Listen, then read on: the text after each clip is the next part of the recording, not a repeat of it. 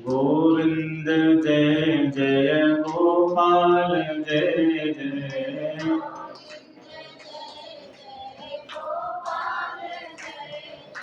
राधा रमण हरि गोविंद जय जय।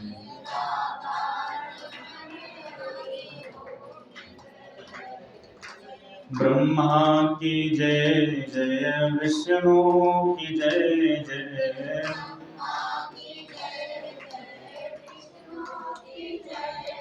हाँ ब्रह्मा की जय जय विष्णु की जय जय।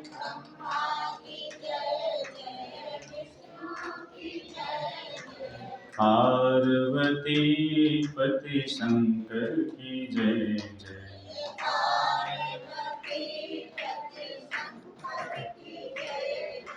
गोविंद जय जय गोपाल जय जय।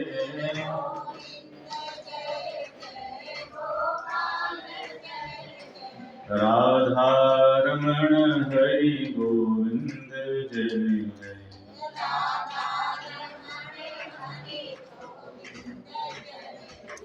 बोले वृंदावन बिहारी लाल की, श्रीमद् भागवत महापुराण की, राधा कृष्ण भगवान की, सीता रामचंद्र भगवान की, आदि गुरु शंकराचार्य भगवान की, श्री सीता रामचंद्र भगवान की, भक्त बलवंत हनुमंत लाल की, दक्षिणेश्वर महादेव की। नमः पार्वती पते हर हर महादेव। परम मंगल में अकारण कमा बड़वाली भक्तवात्सल कल्पतरु त्रिदत्त वृंदे पिताम्बरधारी श्री बालकृष्ण लाल की वाक्मय प्रतिमूर्ति शब्दमय प्रतिमूर्ति श्रीमद् भागवत महापुराण।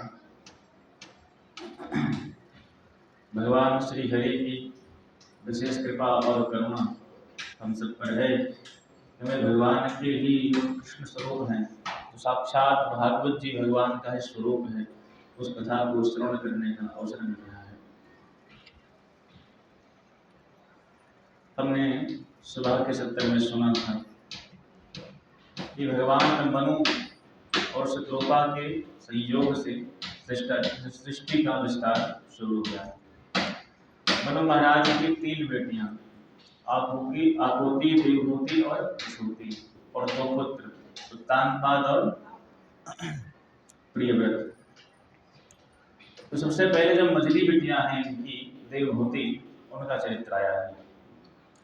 देवहूति मैया का विवाह ब्रह्मा जी के जो छाया पुत्र हैं, जो छाया से उत्पन्न भये हैं करदम जी महाराज, उनसे भया है। करदम जी ने शर्त रखी थी विवाह करने से पूर्व कि जैसे ही मुझे एक संतान होगी मैं तुरंत बैरागी बन जाऊंगा, घर द्वार छोड़ के मैं भगवान के भजन करने के लिए निकल जाऊंगा। देवहूति माता ने उस शर्त को स्वीकार किया और वो चली गई, विवाह कर लिया उन्होंने साथ में। विवाह करके जब दोनों दंपत्ति आए तो करदम जी महाराज समाधि लगा के बैठ गए, शास्त्रों वर्ष बीत गए। देवहूति माता ने अपने समस्त श्रृंगार को उतार करके उनकी सेवा कर रहा। सैकड़ों वर्ष के बाद जो समाधि छूटी श्री करदम जी महाराज की, पूछे देवी आप कौन हो? देवहूति ने कहा महाराज हमें भूल गया, शादी करके हमारे साथ आए थे और आप अभी हमसे पूछ रहे हो कि हमें कौन हूँ? महाराज मैं मनु महाराज की बिटिया हूँ, मेरा नाम देवहूति है, आपका और हमारा विवाह हुआ था। तब करदम जी को याद आया कि हाँ बड़ा सुंदर बात की तुमने, ठीक ठीक। तब उन दोनों ने कहा कि बताओ देवी, संसार में सबसे अधिक यदि किसी को प्रिय है तो उसका शरीर है, और तुमने अपने शरीर के समस्त सुख सुविधा को छोड़ करके मेरी इस निश्चल भावना से सेवा की है, बताओ क्या चाहती हो? देवहूति माता ने कहा महाराज पत्नी का तो धर्म ही है कि पति की सेवा करे। अब हम गृहस्थ आश्रम में प्रवेश किए ही हैं तो एक आध संतान होनी चाहिए घर में हमारे। बोले बिल्कुल। करदम जी महाराज ने बड़ा सुंदर अपने गृहस्थ आश्रम को शुरू किया है। संकल्प करने मात्र से कामद विमान की रचना कर दी है। ऐसा कामद विमान की कामना से ही जहाँ कामना करोगे उसमें बैठ करके वो विमान आपको वहीं लेके जाएगा। अनंत वर्षों तक दोनों ने विषयों को भोग किया है और समय के साथ साथ 9 बेटियां उत्पन्न हुई हैं करदम जी। करदम जी ने कहा महाराज हमने एक बेटे की बात कही थी, एक बेटा होगा तो हम सन्यासी बन जाएंगे, यहाँ 9 बेटियां होंगी, तो हमको लग रहा है कि गृहस्थ के जाल में फंसते जा रहे हैं। तब उन्होंने कहा कि देवी अब हम जो है भगवान के भजन के लिए जाते हैं, 9 बिटिया हो गई, अब आप देखो आपका काम है। देवहूति माता ने शरण पकड़ के कहा महाराज जब इन अभी आपकी 9 बेटियां बनी हैं, इन 9 बेटियों का ना तो विवाह हुआ है ना कुछ हुआ है, तो आपके जाने के बाद में इनका विवाह मैं कैसे करूंगी, किससे करूंगी, मैं वर ढूंढने कहाँ जाऊंगी, इसलिए आप इनका विवाह वहां कर दीजिए। जो दायित्व आपके ऊपर है इससे निवृत्त हो जाइए, तो जहाँ इच्छा तहाँ जाइए। तब करदम जी को याद आया कि भगवान ने करदम जी से कहा था कि करदम तुम विवाह करो, मैं तुम्हारे घर पुत्र बन के आऊंगा। तब उन्होंने कहा अरे देवी मुझे याद आया गया, भगवान ने हमसे कहा था कि मैं तुम्हारे घर बेटा बन के आऊंगा, इसी शर्त पर तो मैंने शादी करने के लिए हाँ की थी। जब करदम जी विवाह करने की बात आई तो भगवान की तपस्या कर रहे थे, भगवान प्रसन्न हुए, भगवान ने कहा करदम मैं चाहता हूँ तुम विवाह कर दो। करदम जी ने कहा महाराज अकेले अच्छे मिले हुए आपको, हंसती खेलती दुनिया मेरी आपको दिखी जाती है, बोले नहीं ऐसी बात नहीं है, तुम विवाह करो तो संसार का बड़ा सुंदर मंगल होगा, संसार का विकास आविष्कार होगा। तो करदम जी ने कहा मैं शादी तभी करूंगा जब आप मेरे घर पुत्र बन के आओगे। तो भगवान ने कहा ठीक है मैं तुम्हारे घर पुत्र बन के आऊंगा। तो आज वही बात भगवान की करदम जी को याद आई है। करदम जी बन जाने के लिए जो तपस्या करने के लिए जा रहे थे उन्होंने अपने प्रोग्राम को कैंसिल कर दिया और अब की बार देवहूति गर्भवती हुई तो साक्षात भगवान श्री हरि ही कपिल भगवान के रूप में अवतार लेके आ गए हैं। बोले कपिल भगवान की जय। करदम जी ने कहा देवी अब घर में बेटा भी हो गया है और जब कपिल भगवान का जन्म हुआ तो ब्रह्मा जी अपने 9 पुत्रों को लेकर के उनके दर्शन करने आए कपिल भगवान। करदम जी ने कहा महाराज आपके घर 9 बेटा मेरे घर 9 बिटिया, बढ़िया जोड़ा बन जाएगा यदि आप चाहो तो। ब्रह्मा जी चाहते थे इस सृष्टि का विस्तार हो, बोले बिल्कुल स्वस्थ शीघ्रम, तुरंत विवाह की तैयारी करो। तो अपने 9 बेटियों का विवाह करदम जी ने ब्रह्मा जी के 9 पुत्रों के संग में कर दिया। इस तरह से भगवान ने 9 बेटियों का विवाह करके श्री करदम जी महाराज बन के लिए प्रस्थान किए भगवान के भजन के लिए।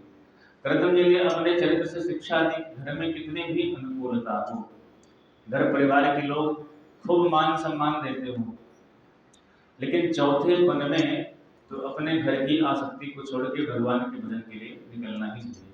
देखो उस समय में लोग भगवान के भजन के लिए वन में जाते थे, आज वन भी बड़े दुष्कर हो गए, जाना बड़ा कठिन है। तो क्या करें, बोले अपने मन को ही वन बनाओ, मन में ऐसी वृत्ति स्थापित कर लीजिए कि अहम एको न मे कश्चित न हम अन्यस्य कश्चित्। संसार में ऐसा कोई नहीं है जो मेरा हो सके और ऐसा कोई भी नहीं है जिसका मैं हो सकूं। तो किसके होगे भाई, बोले प्रभु रहम हम प्रभु, एक भगवान हमारे हैं और मैं भगवान का हूँ।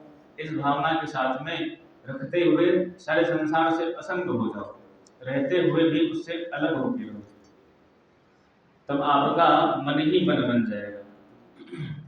करदम जी महाराज तपस्या करने के लिए चले गए हैं, सारी बेटियों का विवाह हो गया, वो अपने ससुराल, अब घर में माता जी और बेटा है, कपिल भगवान और उनकी मैया देवहूति। एक दिन की बात की देवहूति माता अपने बेटे के पास में आई और उनसे बड़ा सुंदर प्रश्न करती है कि निर्विण्णां नितरां भूम असत इंद्रिय दर्शनात् येन संभाव्यमानेन प्रपन्नान्धं तमः प्रभो। बेटा मैं चक्रवर्ती सम्राट की पुत्री थी महाराज मनु की, और पति भी मुझे मिले जो है तो करदम जी की तरह, जिन्होंने समस्त सुखों को मुझे भोगा। इतना सुख भोगने के बाद में भी यह मन अतृप्त दिखाई पड़ता है, मन में शांति नहीं है। मैं जानना चाहती हूँ तुमसे कि मन शांत कैसे हो, क्योंकि मैं जानती हूँ कि तुम साक्षात भगवान नारायण के अवतार हो, साक्षात नारायण हो। मैं किसी बेटे से नहीं पूछ रही हूँ, मैं उन भगवान से पूछ रही हूँ, इसलिए आप बताइए कि मेरे मुक्ति का, मेरी मन जो नहीं लग रहा है, मन में जो अशांति है, वो अशांति कैसे मिटेगी। मैं तुम्हारे शरण में हूँ, कृपा करके अपने ज्ञान की कुल्हाड़ी से मेरे अज्ञान का जो वृक्ष है उसको काट दीजिए। हितं त्वागताहं शरणं शरण्यं सुभृत्य संसारतरुकुठारम् जिज्ञासयाहं प्रकृतेः पुरुषस्य नमामि सद्धर्मपितां वरिष्ठम्। अपने ज्ञान की कुल्हाड़ी से अज्ञान का जो वृक्ष मेरे हृदय में उगा है उसको आप काट दीजिए। तब श्री कपिल भगवान ने बड़ा सुंदर उपदेश दिया है। कहते हैं, माँ, जिन विषयों में व्यक्ति को संसार में सुख दिखाई पड़ता है उन विषयों में संसार के सुख है ही नहीं। सुख कहाँ है? बिना पूर्ण से जुड़े हुए आपको सुख नहीं मिल सकता है। संसार के छोटे छोटे जो विषय हैं, संसार की छोटी छोटी जो खुशियां हैं जिसमें हमें सुख दिखाई पड़ता है, उसको पाने के बाद में केवल सुख का भ्रम है। उसको पाने के बाद में और दुख जो है हमारे हृदय में उत्पन्न हो जाता है। इसलिए एक भगवान ही परिपूर्ण है और भगवान को ही से बिना जुड़े जो है मन में शांति मिलने वाली नहीं है। देखो, चाबी ताले की एक ही होती है, आप लोगों ने देखा होगा, 10 चाबी नहीं होती। ताला खोलने के लिए भी, बंद करने के लिए। उसी तरह ये मन रूपी जो ताला है ना, इसकी चाबी एक है। संसार में जो खुलना है, इस चाबी को, मन रूपी चाबी को संसार की तरफ मोड़ दिया तो बंद हो गया, और भगवान की तरफ मोड़ दिया तो मुक्त हो गया। इसलिए बंधन और मुक्ति की चाबी हमारा मन ही है। ये मन ही हमें बांधता है और मन ही हमें खोलता है। इसलिए मन से बड़ा हमारा हितैषी कोई नहीं और मन से बड़ा हमारा शत्रु कोई नहीं है। इसलिए मैया, ये मन ही हमें भटकाता है। देखो, हम कहते हैं भगवान की माया ने हमको पकड़ रखा है।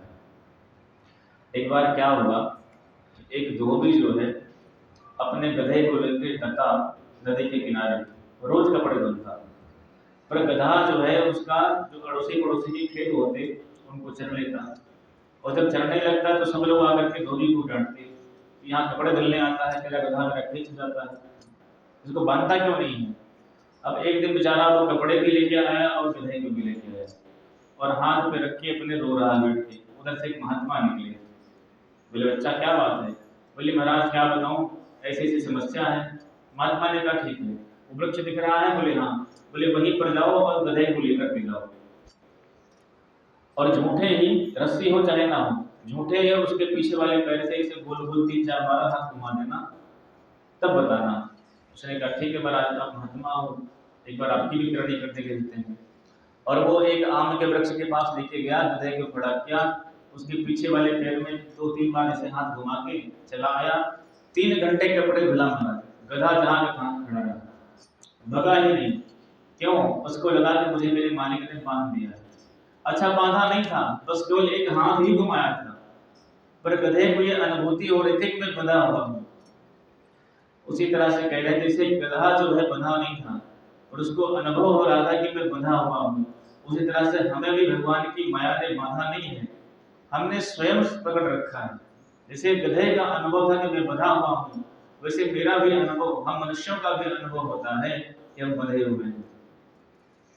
बंधे हो कीर बरकत की नाई, कीर बोलते हैं तोते को, जो तोता पकड़ने वाले होते हैं ना, एक तार खींचते हैं, तार के अंदर पाइप डाल देते हैं और उसमें कुछ खाने वाली वस्तु जो है लटका देते हैं, चिपका देते हैं। तो तोता जो है जब खाने के लिए बैठता है, जैसे बैठेगा तो जो पाइप होती घूम जाती है, तो पाइप को पकड़ा है तो लटक गया तोता। जब लटक गया तो दूसरा कहता, क्यों भाई, उड़ता क्यों नहीं है? बोले, देख रहे पाइप ने उसको पकड़ रखा है। अरे भैया, पाइप ने नहीं पकड़ा है, तुमने स्वयं पाइप को पकड़ा है। अगर पाइप को छोड़ दो तो तुम उड़ जाओगे। ऐसे बंदर क्या करता है, जो कोहरी होती है, मतलब मिट्टी की जो घड़ा होता है, उसके अंदर चने रखे हुए थे, तो चने जब हाथ डाला, बंद कर लिया, और बंद करने के जब मुट्ठी निकाले तो निकले ही कहाँ घड़े से। दूसरे बंदर ने, क्यों निकलता क्यों नहीं, भाग यहाँ से, बोले इस घड़े के अंदर एक भूत बैठा है, उसने मेरा हाथ पकड़ लिया है और वो हाथ मेरा निकलने दे नहीं रहा है। बोले भैया बहुत कुछ नहीं बैठा है, तुमने जो चने को पकड़ रखा है वो जब मुट्ठी बंध गई तो उसके मुख से निकल ही नहीं रहा है। वही कह रहे हैं श्री कपिल भगवान की मैया व्यक्ति बद्धता नहीं है, उसने बंधन स्वीकार कर रखा है। अच्छा, आप अनुभव किए होंगे अपने जीवन में, भगवान की भक्ति, भगवान के साथ मान्यता एक तो है, किसी एक स्त्री का, किसी कन्या का एक पुरुष से विवाह होता है, ये क्या है, एक सिंदूर डाल दिया, मंगलसूत्र पहना दिया और उसने अपने पति को अपना पति मान लिया। तो बिना माने क्या पति हो गया उसके? जब माना तब तो पति भैया। उसी तरह से संसार में भी हमने संबंध संसार से मान रखा है, भगवान से नहीं माना। यदि भगवान से माने होते तो बंधते ही नहीं, मुक्त हो गए होते।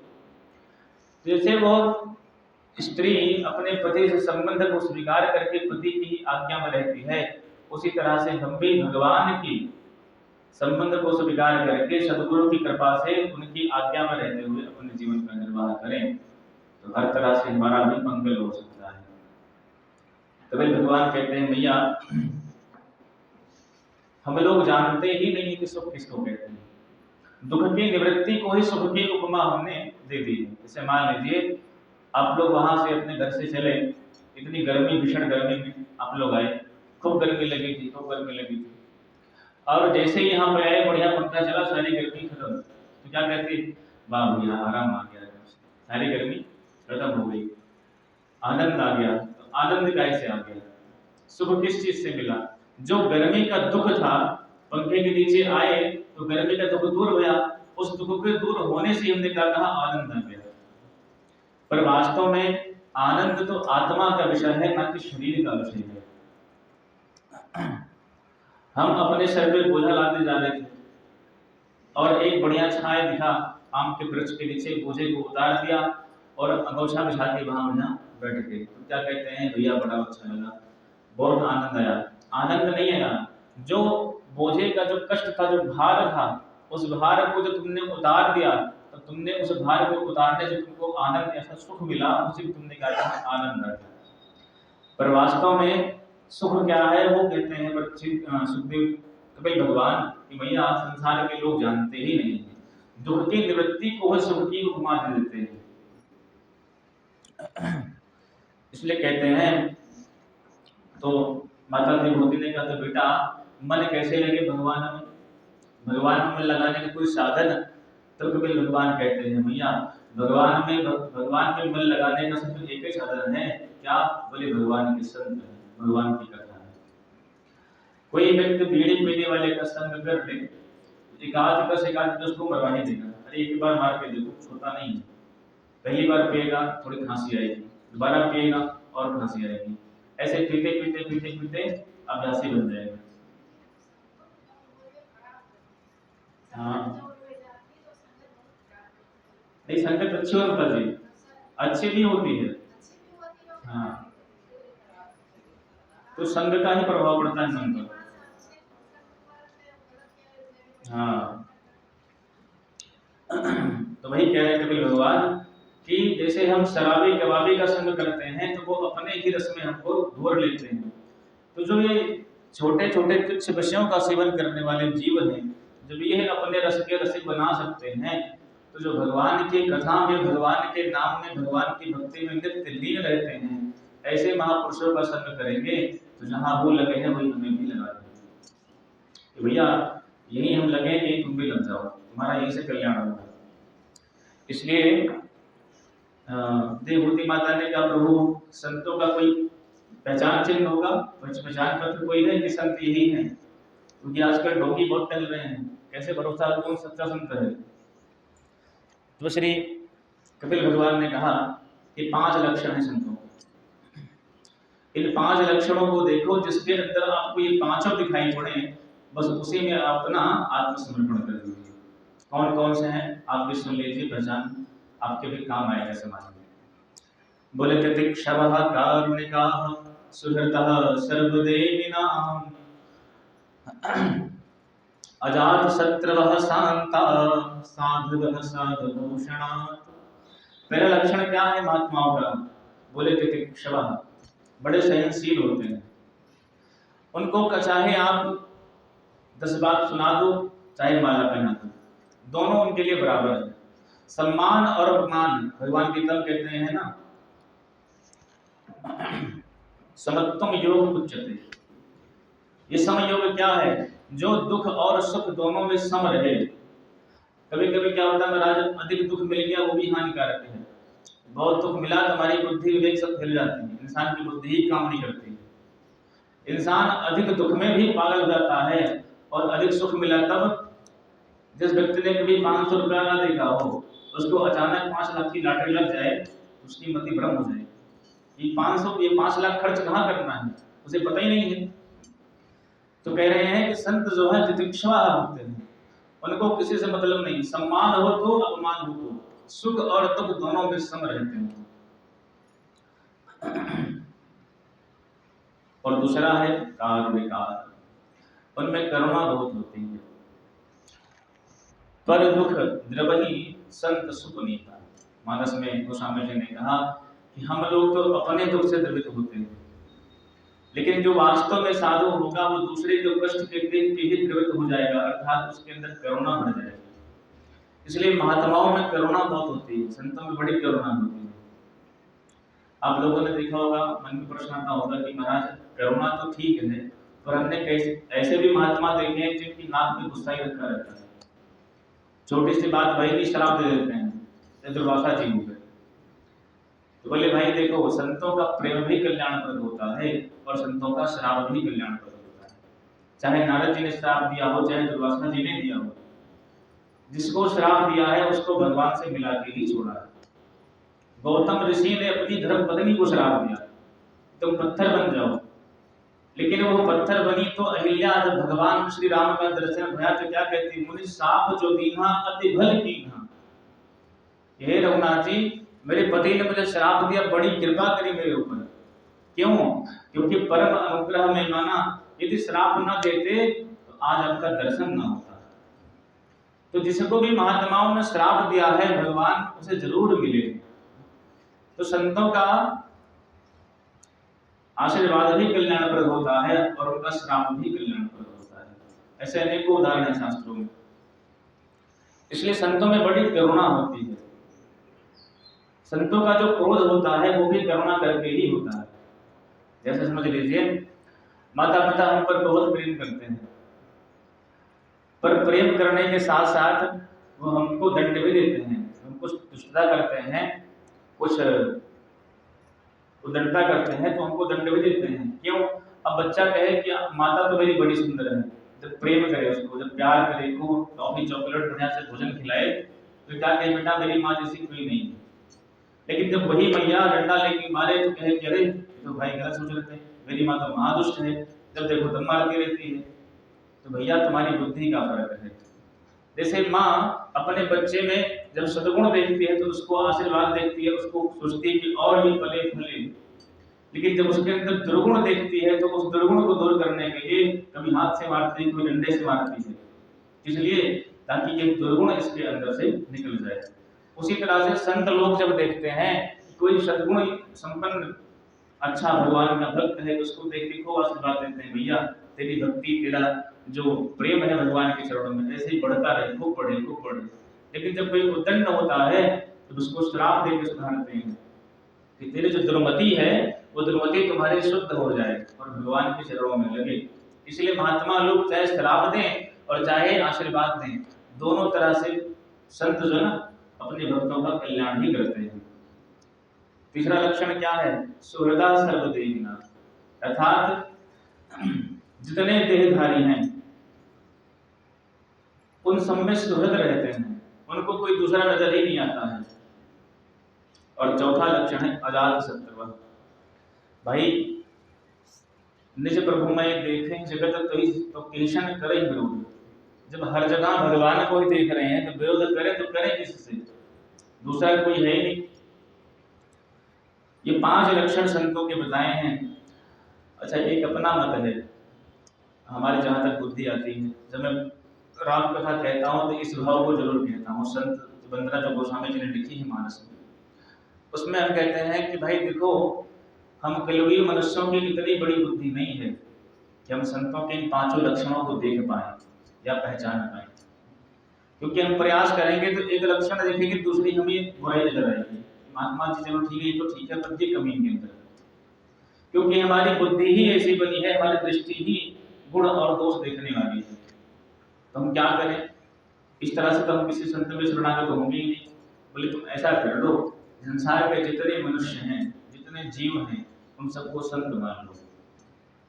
बोले ऐसे क्या महाराज जी, ऐसे आप कहोगे तो हम दुश्मन को भी संत मान लेंगे, उसको प्रणाम करते रहेंगे। बोले बिल्कुल करो, क्या दिक्कत है? संसार के जितने प्राणी हैं वो सब संत हैं और सबको संत समझ के प्रणाम करो। बोले इससे क्या होगा? बोले इससे पहली बात तो यह होगी कि आपके मन में जो वैर बुद्धि है, वो वैर बुद्धि उनके प्रति प्रेम भावना में बदल जाएगी। और जब संसार के कण कण में आपको संत का दर्शन होगा तो एक दिन उन्हीं भगवान की कृपा से इस कण कण के अंदर में आपको भगवान वृंदावन बिहारी का भी दर्शन होने लगेगा। ऐसी मति, ऐसी गति बना लें कि देखो, कबीरदास जी ने कहा, बुरा जो देखने में चला, बुरा न मिलिया कोई, और जो जग ढूंढा आपनो तो मुझसा बुरा न। तो संसार में सबको आप मानिए कि सब संत हैं, एक हम ही संत हैं। ज्ञानी सर्वश्रेष्ठ वही ज्ञानी है जो अपने को कभी ज्ञानी मानता ही नहीं है। भक्त वही श्रेष्ठ भक्त है जो अपने को कभी भक्त मानता ही नहीं है। कुछ लोग तो इसी घमंड में रहते हैं महाराज, अरे हम सुबह सुबह आते शंकर जी को जल सुनने के लिए, तुमने कैसे कह दिया भक्त नहीं है? तो भाई तुम मानते हो भक्त हो। भगवान के करोड़ों अरबों खरबों जितने जीव हैं, 14 भुवनों में कितने भक्त होंगे, लेकिन जब निम्न हो जाएंगे, जब छोटे बन जाएंगे, तभी बड़े बन सकते हैं। बड़े बन के बड़े कभी नहीं बन सकते, छोटे बन के ही बड़ा बना जाता है। राम जी का नाम कितना छोटा है, लेकिन क्या कहते संत लोग, राम से बड़ा राम का नाम। इसलिए छोटे बनिए, तभी भगवान के श्री चरणों की प्रिय बन सकते हैं। कितने छोटे बने, भगवान को पाना है तो कितना छोटा बने। एक संत ने बड़ा सुंदर कहा कि राय के भी सोहिसा और ताप निपाछे बीस, वाते नन्हे हुए रहो तब मिले जगदीश। राई समझते हैं? सरसों देखे है ना, सरसों के दाने के 20 टुकड़े कीजिए, उस 20 टुकड़े में जो 20वां बचता है उसके फिर 20 टुकड़े करो, और उसमें जो 20वां बचता है उससे भी छोटा अपने आप को मान लो। तो संत कहते तब मिली है जगदीश। जब तक निम्न नहीं सोचेंगे, जब तक हमारे अंदर अहंकार है, पद का, मान का, सम्मान का, प्रतिष्ठा का, जाति का, तब तक भगवान के हम भले ही वेश कुछ भी बना लें, लेकिन भगवान को प्रिय लगने वाली जो बात है वो बहुत दूर है महाराज। तो ठाकुर जी को प्रिय लगना है तो भगवान में ही प्रेम किया जाए। तो संत जन कैसे हैं? बोले निज प्रभु में देखें जगत तो किंसन करें विरोध। सब में अपने भगवान को ही देखते हैं, इसलिए विरोध करें तो करें किससे? एक उदाहरण से समझ लीजिए, जैसे मान लीजिए हम कभी कभी भोजन करते तो हमारा दांत जो है जीभ को काट देता है, नहीं कटता? कट जाता है ना। अब कोई व्यक्ति ये कहे कि 32 के 32 इतने कठोर एक अकेली जीवा बेचारी को काटते रहते हैं, उठाओ हथौड़ा और दांतों को तोड़ डालो, तोड़ोगे? कोई नहीं तोड़ेगा। क्यों? क्योंकि जानते हैं जीभ कटी है तो दर्द तो मुझे ही हो रहा है, और कहीं दांत तोड़े तो दर्द हमें ही होगा। ये ज्ञान है हमें। इसी तरह कह रहे हैं कि संसार में भी यदि हम मान लीजिए हम किसी को दुख देते हैं, तब भी दुख किसको हुआ? भगवान को हुआ। यदि कोई हमें दुख देता है तब भी दुख किसको हुआ? भगवान को हुआ। क्योंकि शास्त्रों ने पूछा कि महाराज धर्म क्या है, तो कहते हैं सबसे बड़ा धर्म वही है जो वस्तु आपको अपने लिए बुरी लगती है वो वस्तु कभी भी दूसरे के साथ में मत करो। कोई व्यक्ति हमको गाली देता है, हमें अच्छा नहीं लगता, तो हमारा क्या फर्ज बनता है कि हम दूसरे को गाली दें? कोई हमारी बुराई करता है, हमको अच्छा नहीं लगता, तो हमारा क्या फर्ज बनता है कि हम दूसरे की बैठ के चुगली या बुराई करें। कोई हमको सताता है, दिन भर हमारा शोषण करता है, पर हमारा क्या अधिकार कि हम उसका शोषण करें। जो वस्तु आपको अपने लिए बुरी लगती है वो दूसरे के संग में मत करो। संत जन तो कहते हैं कि आप मन वचन कर्म से किसी के बारे में गलत मत सोचो, तो संसार में किसी व्यक्ति की औकात नहीं कि आपका कुछ गलत कर दे। इसलिए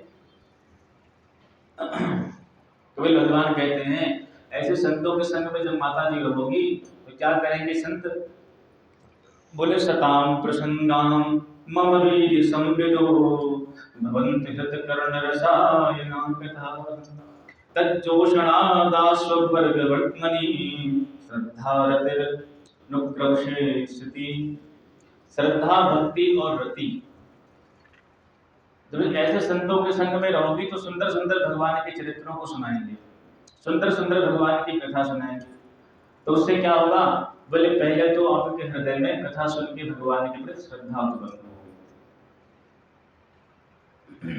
जब कोई बालक कुछ पढ़ने जाता है विद्यालय में तो सबसे पूर्व उसका पहली बार ना तो गुरु से परिचय होता है, ना जिस विषय को पढ़ने जा रहा है उस विषय से परिचय होता है। लेकिन जब वही गुरु जी पढ़ाना शुरू करते हैं तो धीरे धीरे उन गुरु जी के पढ़ाने का तरीका भी उसको अच्छा लगता है और जो पढ़ा रहे हैं उसमें श्रद्धा भी होती है।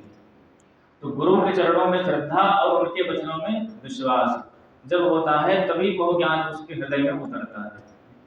ऐसे ही संत लोगों के संग में जब हम चलते हैं, मिलते हैं, तो उनके मुख से निकलने वाली जो वाणी है जब वह निकलती है तो हमें भगवान के चरण कमलों के प्रति श्रद्धा होती है कि भगवान का स्वभाव ऐसा है, भगवान का प्रभाव ऐसा है, तो श्रद्धा होती है। धीरे धीरे श्रद्धा भी फिर क्या होगा, बोले रति, फिर प्रेम होगा भगवान। बिना श्रद्धा के प्रेम नहीं हो सकता। श्रद्धा जब उत्पन्न भई तब भगवान के चरण कमलों के प्रति प्रेम भया, और जब प्रेम भया तब भगवान की अंतिम सीढ़ी है भक्ति, तब अंत में भगवान की भक्ति प्राप्त होती है। देखो मूल बात तो भगवान की गुण ही है, जिसके मुख पर भगवान का नाम है वही श्रेष्ठ है। इसलिए संत ने बड़ा सुंदर गाया है कि शरीर की शोभा कैसे होती है। तो कहते हैं कि ना सोहे ना सोहे ना सोहे रामा, हाँ ना सोहे ना सोहे ना सोहे रामा, भजन बिन देहिया ना सोहे रामा, भजन बिन देहिया ना सोहे रामा। ए ना सोहे ना सोहे ना सोहे ना सोहे ना सोहे रामा, भजन बिन देहिया ना सोहे रामा।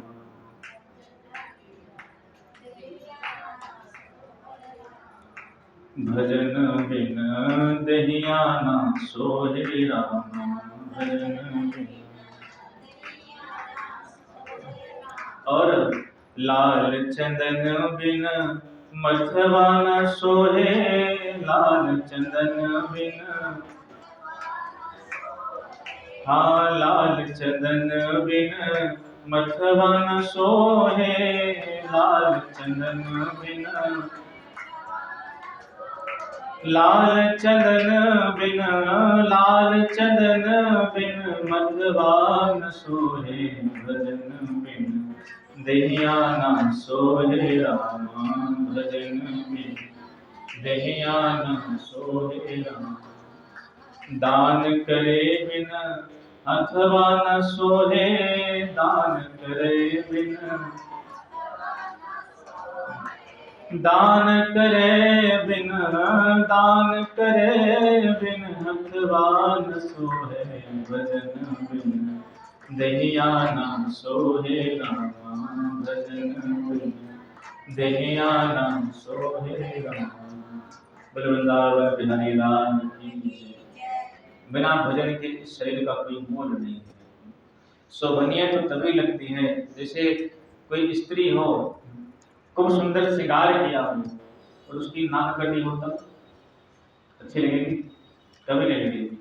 उसी तरह से कह रहे हमारे जीवन में सर्वस्व कुछ हो, सारा सुख हो, समृद्धि हो, संपन्नता हो, लेकिन यदि राम की भक्ति नहीं है तो जैसे सुंदर नारी की नाम करती है। भगवान की भक्ति के बिना सुंदर स्त्री जिसे किसी ने नाक काट दिया हो। इसलिए शरीर की शोभा तो भगवान की भजन से ही है।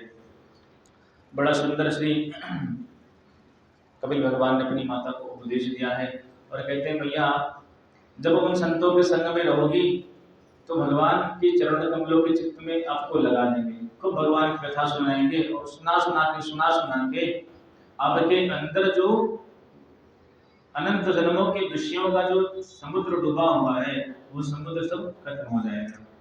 फिर बैठ के एकांत में स्वच्छ भूमि चयन करके भगवान के चिंतन कीजिए, उनका ध्यान लगाइए। कैसे लगाएं? कहते हैं पहले तो भगवान के चरण कमलों का चिंतन करो। किस तरह से करें चिंतन? तो कहते हैं देखो भगवान के जो चरण कमल है, तल है, वो लाल लाल है। आपने कभी फोटो में देखा होगा भगवान के चरण कमलों, तो लालिमा है भगवान के चरण। और भगवान के जो चरण के ऊपर जो नख है, अंगूठे के नाखून है, वो कैसे हैं? बोले सफेद है। और भगवान का जो पैर है कैसा है? बोले श्यामल कलर का है। तो भगवान के चरणों में गंगा, जमुना और सरस्वती की त्रिवेणी बज रही है। कैसे? बोले जो यमुना मैया कैसी है? श्यामल धारा है, काली है। सरस्वती कैसी हैं? बोले सफेद है, श्वेत कांति है सरस्वती की। और जो भगवान के चरण के जो तलवे हैं वो कौन है? बोले गंगा जी हैं। गंगा जी की जो धारा है धवल धारा, रक्तांबरी है। इसी तरह से यदि चिंतन करेंगे तो भगवान के चरण कमलों में तीन तरह के जो है तीनों संगम अर्थात त्रिवेणी गंगा, जमुना, सरस्वती का हो रहा है। बेड़ी मतलब जानते हैं? माताएं पहले वो बोलती थी, क्या बोलते हैं, अपने बालों को बोलती थी, जिसमें जो है तीन हिस्सा काटती थी पर दिखता दो ही था, तीसरा उसी के अंदर लुप्त रहता था। उसी तरह से आप प्रयाग में जाइए तो दो ही दिखाई पड़ती हैं, गंगा और यमुना।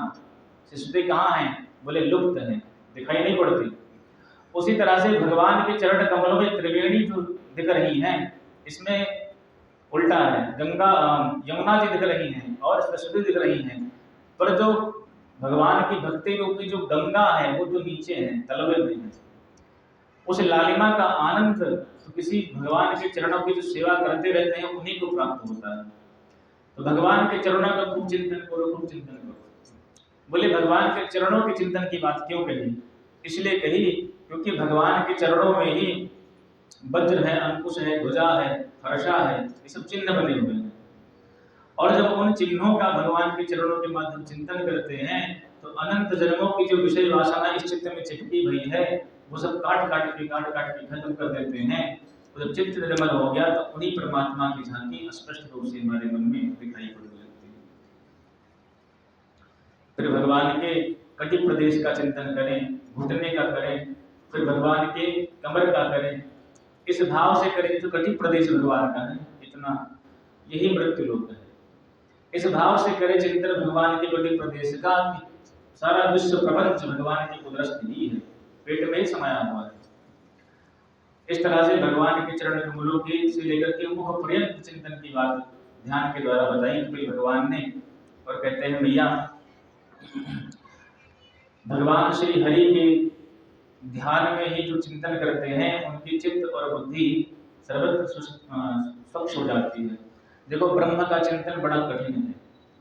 जो प्रकाश रूप ब्रह्म है उसको चिंतन के लिए गुरुदेव के सामने, गुरुदेव के संरक्षण में व्यक्ति यम, नियम, आसन, धारणा, प्रत्याहार, धारणा, ध्यान, समाधि इत्यादि के द्वारा जो है बड़ा कठिन परिश्रम करना पड़ता है, तब जाकर के कहीं अपने आत्म स्वरूप का चिंतन होता है।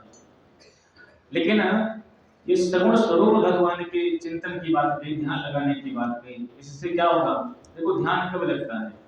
यम, नियम, आसन, प्राणायाम, धारणा, ध्यान, समाधि जो एक प्रक्रिया है, ये प्रक्रिया किस लिए है? बोले चित्त शुद्ध हो जाए।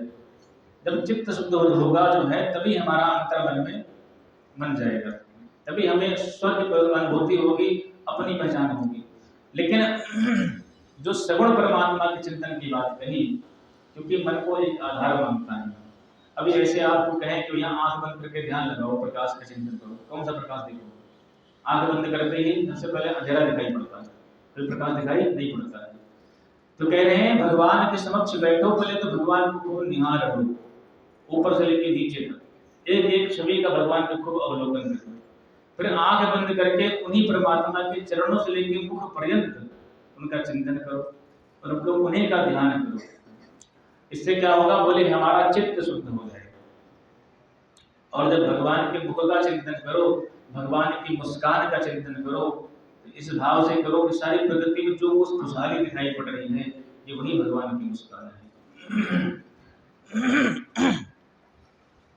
इस तरह से माता देवहूति को बड़ा सुंदर उपदेश दिया कबीर भगवान ने। माता देवहूति प्रश्न करती कि बेटा भगवान के भक्त कितने प्रकार के होते हैं? कोई कहता 4 प्रकार की, कोई कहता 2 प्रकार के। तो कबीर भगवान ने कहा भैया जो मुझे केवल मंदिर में देखता है वो तो साधारण होता है, लेकिन जो मंदिर के साथ साथ भगवान जो चलते फिरते संत महात्मा हैं उनमें देखता है वो मध्यम कोटि का भक्त है। और कहते हैं जो मंदिर के साथ साथ इस संसार के कण-कण में मुझको देखता है वो प्रथम, वो सर्वोच्च कोटि का भक्त है। लेकिन भगवान ने कहा एक चौथा भी भक्त होता है। कौन? बोले वो होता है निष्कामी भक्त, जो मुझे संसार के कण-कण में देखता है, सर्वत्र मेरी सत्ता को देखता है, मेरी भक्ति भी करता है, लेकिन कभी मुझसे कुछ मांगता नहीं है। मैं स्वयं प्रकट होकर उससे कहूं कि मेरी प्रसन्नता के लिए कुछ मांग लो, तब भी कहता दिए मानव न गृहणंति, प्रभु हमें चाहिए ही, हम तो बस आपके ध्यान में ही मस्त हैं, आपकी भक्ति में, आपकी कथा में ही मस्त हैं, सर्वस्व आपने दे दिया है, क्या मांगना। भगवान कहते हैं ऐसे भी भक्त होते हैं। 4 तरह के भक्त भगवान ने बताए हैं, इसलिए प्रयास यही करें। और कभी भगवान कहते हैं कि जो लोग मंदिर की मूर्ति में उसको देखते हैं और संसार की जो चलती फिरती मूर्तियां हैं इनसे द्वेष करते हैं, उनके द्वारा किया हुआ पूजा पाठ भजन वो कैसा है? बोले जैसे कोई भस्म में हवन करे, जलती हुई लकड़ी में हवन करो तो वो आग कुछ लगती है, लेकिन जो आग ही बुझी हुई है उस भस्म में आप कितना स्वाहा स्वाहा करो, जलने वाली नहीं है। उसी तरह से कह रहे भैया कि जो मुझे केवल मंदिर में देखता है और मेरे द्वारा जो बनाई हुई इन मूर्तियां हैं, जो पशु पक्षी मनुष्य जीव जंतु टहल रहे हैं, इनसे घृणा करे, इनसे द्वेष करे, उसके द्वारा किया हुआ पूजा पाठ स्पष्ट कहते हैं कि भगवान भस्मन देव जुहुत्सा, वो सब भस्म की भस्मान है, भस्म में हवन करने के समान है। हमने अपने हाथ से मूर्ति बनाई, मूर्ति बनाने वाले कौन? बोले हम। पंडित जी को बुलवाया, प्राण प्रतिष्ठा करवाई, तो प्राण प्रतिष्ठा मूर्ति में कराने वाले कौन? बोले हम। तो हम उस मंदिर में जिसमें प्राण प्रतिष्ठा हमने करवाई उसमें तो खूब प्रेम से खूब भजन कीर्तन करें, खूब राम राम करें, लेकिन बाहर निकलते ही जितने लोग हैं उनसे घृणा करें। भगवान कहते हैं सर्वस्व व्यक्ति अपने द्वारा करवाता है, लेकिन जो मूर्तियां हमने बनाई हैं उन मूर्तियों से व्यक्ति द्रोह करता है। देखो भैया हमारा कोई बालक हो, उसको कोई मारे, कोई पीटे तो माता को अच्छा लगता नहीं। क्या कहती है कि भाई मेरे बच्चे क्यों मारते हो, मेरे बच्चे ने क्या बिगाड़ा है? तो जब एक साधारण जगत के माता पिता को उसके बच्चे को कोई मारे, उससे कोई द्वेष करे तो अच्छा नहीं लगता है, तो समझ लीजिए इस जगत के जो माता पिता भगवान हैं, उन्होंने संसार को बनाया है, अच्छा हो चाहे बुरा हो, जीव हो चाहे जंतु हो, उससे हम द्रोह करें, उसको हम मारें, उसको हम पीटें, तो क्या भगवान को हम अच्छे लग सकते हैं? कभी नहीं अच्छे लग सकते हैं। इसलिए कबीर भगवान कहते हैं कि जो भी हूँ सब मैं ही हूँ। बड़ा सुंदर उपदेश दिया है। और श्री माता देवहूति ने पूछा प्रभु ये जीव माँ के गर्भ में कैसे आता है? उसका भी बड़ा सुंदर निरूपण किया है कि यह मनुष्य जब अपने जीवन को पूरा भोग लेता है, भगवान का भजन नहीं करता है, तो यम के दूत आते हैं और इसको मार मार करके लेके जाते हैं। इस पृथ्वी से दक्षिण दिशा की तरफ 99,000 योजन नीचे नरक है, उस यमपुरी में डाल देते हैं, अनेकों नरक की यातनाएं देते हैं और फिर इसको जन्म हो जाता है, माँ के गर्भ में आता है और बड़े बड़े माँ के गर्भ में ही इसको बड़ा कष्ट मिलता है। जब बालक माँ के गर्भ में होता है तो कहीं माँ ने खट्टा खा लिया, कहीं तीखा खा लिया, तो वो सारा पदार्थ उस बालक के शरीर में उसी तरह लगता है जैसे किसी छिले हुए इंसान के ऊपर नमक रगड़ दे।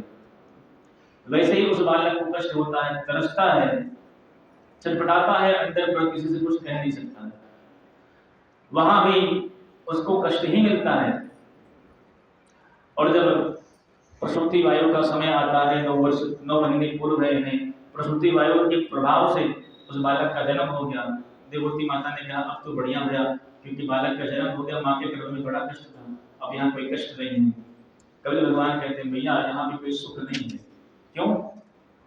बोले बच्चा रो रहा है जोर जोर से, माँ सोच रही कि उसको लगी है भूख, सोच रही कान में इसका दर्द हो रहा है, तो कान में दवा डाल दीजिए। जिसकी उसकी सोच समझ होती है, उस तरह से उसके लिए वो उपचार करती है। क्योंकि भाई बालक जहाँ तक है 6 महीने 9 महीने तक कुछ बोलता नहीं है, अपने सुख दुख बता नहीं सकता मुझे क्या कष्ट है। तो 9 महीने तक खटमल काट रहा है, बच्चा रो रहा है, माँ के पेट दबा रही है कि पेट में तकलीफ है।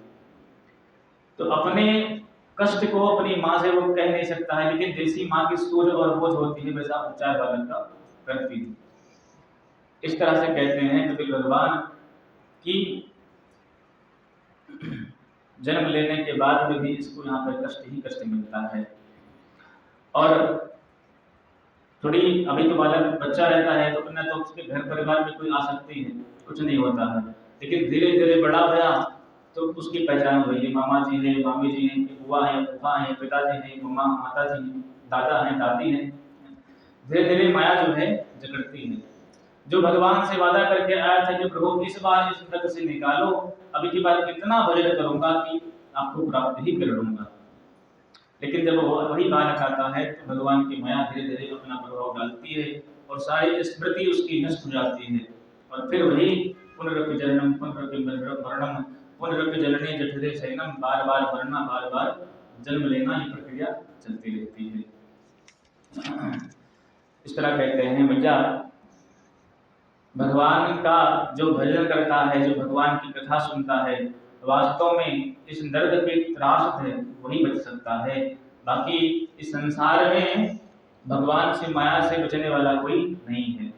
एक भगवान नर नारायण को छोड़ करके और इस माया ने भगवान की माया ने किसी को छोड़ा नहीं जिसको ठगा ना हो, सबको ठगा है।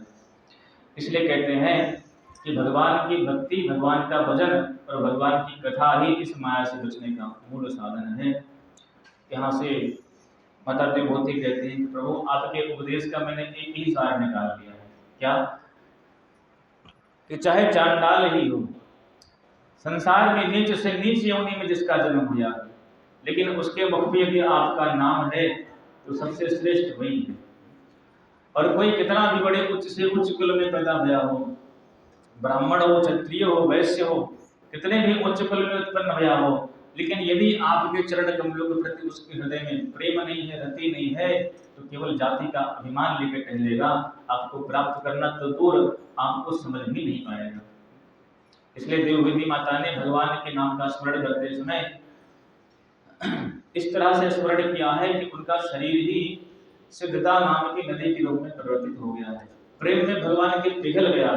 भगवान श्री कपिल ने अपनी माता को प्रणाम किया है और गंगा सागर में आकर के विराजमान होते हैं। जो आज भी लोग जाते हैं गंगा सागर स्नान करने के लिए, तो वहाँ मकर संक्रांति के दिन भगवान का दर्शन होता है। ऐसे भगवान कपिल ने अपनी माता को सुंदर उपदेश दिया है। हम लोगों ने भी अपनी छोटी छोटी वाणी जो कुछ ठाकुर जी ने प्रेरणा करी आप लोगों को सुनाई। यहाँ तृतीय स्कंद का पूर्ण भया है, कल से चतुर्थ स्कंद पूर्ण होगा। ध्रुव चरित्र बड़ा सुंदर है, कल तो सुबह के सत्र में ध्रुव चरित्र सुन लेंगे, सायंकाल में जो ठाकुर जी सुनवा देंगे सुन लिया जाएगा। अभी तो फिलहाल आज 22 तारीख है, अब अभी 9 दिन है और प्रयास करेंगे 9 दिन में कथा पूर्ण हो जाए, और नहीं होगी तो फिर कभी आएंगे तो तब पूर्ण कर देंगे। 2 मिनट भगवान के नाम का कीर्तन, फिर अपने घर के लिए प्रस्थान करेंगे। जय सिया राम, जय जय सिया राम, जय सिया राम।